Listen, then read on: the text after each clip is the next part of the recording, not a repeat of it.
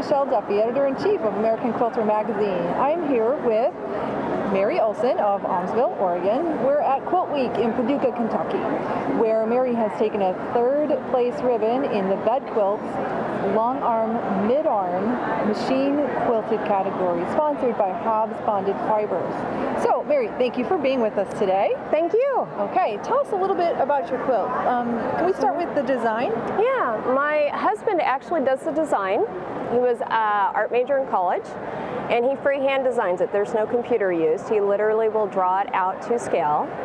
And I know with this one, he was bringing in elements of Celtic, as well as you'll see Jacobean and some Persian influences.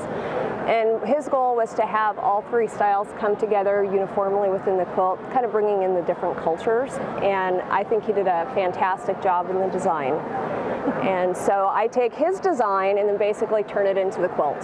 So it goes from the paper, and he'll do full-size drawings. And then I pick out the fabric, do the buttonhole stitching. It's all raw edge applique with buttonhole stitching. And we've used the batting, and I'm just thrilled. We've got Hobbs wool batting in the back, and this quilt's kind of special to me because it was the first of many for me, meaning it was the first quilt I've done on a long arm. Mm-hmm. It was the first quilt that I did trapunto on. It was the first quilt that I did pebbles on, as well as feathers. And so I have a Innova long arm, so it did really good, and it goes really slow when I go really slow.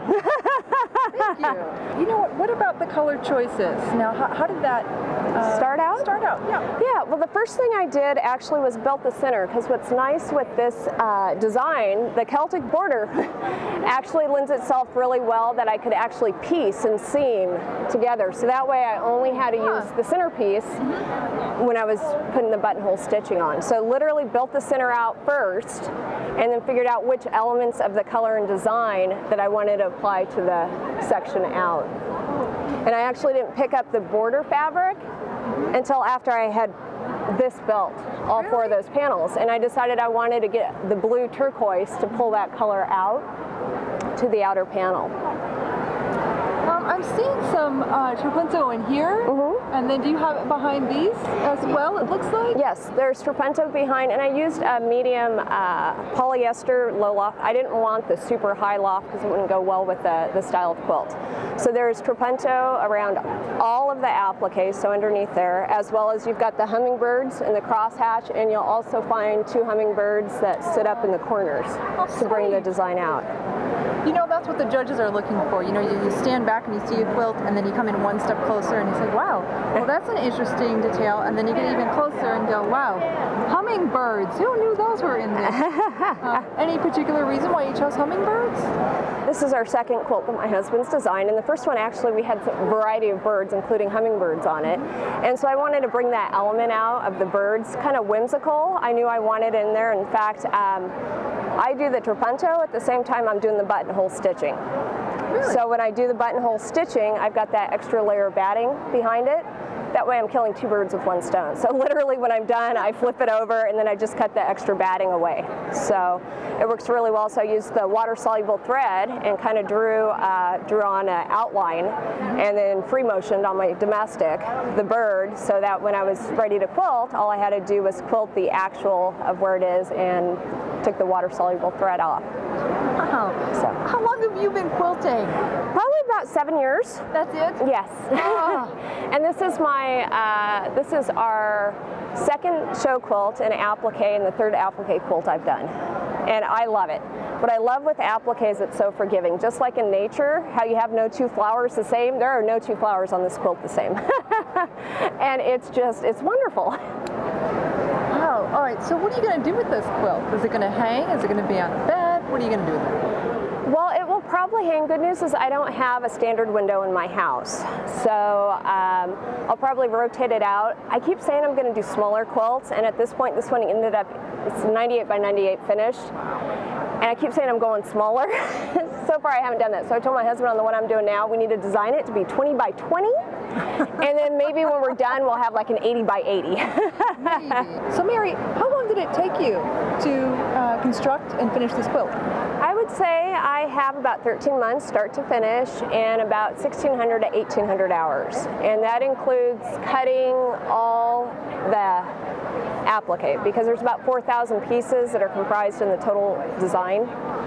And so, yeah, I work full-time too, so I'm a full-time project manager. So I'm normally, I joke around, I'm manic. I'm up at 3 in the morning and I'll work on my quilts till about 6:30, then I transition to work, and then I come home, I kind of crash and burn about 8 and do it all over. And then I can push probably about 14 hours on Saturday and 14 hours on Sunday.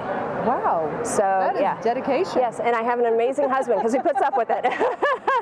Does he cook too? Jeez. Yes, he does, actually. He is Can you clone him?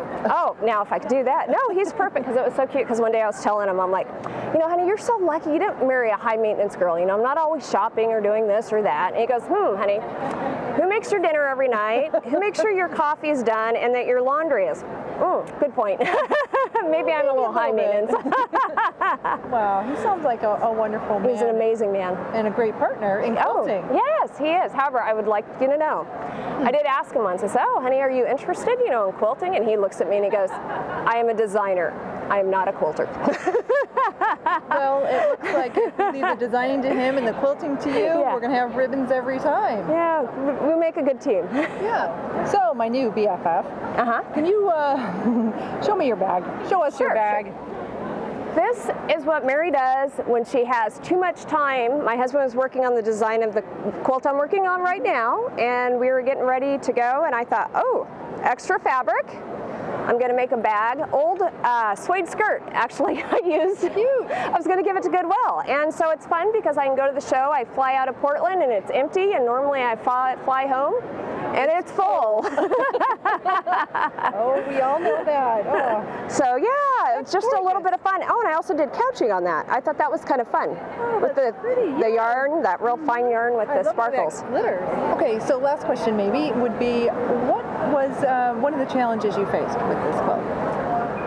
One of the challenges, well, I have to say I'm self-taught, and one of the best things I did when I transitioned from a long arm is I actually had taken some classes, and I'd had a class from Linda Taylor, and she was talking about stabilizing a quilt on a long arm, and I didn't know you go about it differently on a long arm. Because on a domestic, you start in the center and you work your way out. Where on this, I actually had to go around all the applique first before I ever even started quilting to ensure it did it. So to me, that was one of those aha moments. And then if you look, I'm really lucky just in the aspect, the Nova, I could go so close, because this was freehand, no rulers. I mean, I'm just traveling along, you know, the sides. And so those were that. And I think the other lessons learned in it, Celtic pebble, the pebbles. Yes. Wow, a lot of work. I got to about right here and I thought, what in the world have I signed up for? But you know, you're looking at the back and it's like, it's gonna take hours to pick these out. So anyways, hindsight 2020, I'm thinking Celtic boulders would have been a really good idea. Celtic boulders, I like that. Yeah. That's funny. Yeah, so, and I learned the other important thing was why you need to keep your rulers at a particular angle when you're doing crosshatch. I kind of lost that, and I was about here, and all of a sudden I had diamonds. Oh. And so I got to pick out about 2 or 3 feet until I got where I had gotten off. So those are, you know, kind of to me the challenges, but the lessons learned and what I can grow from. So on the next quilt, you know, I can do it a little better and do some new things. So.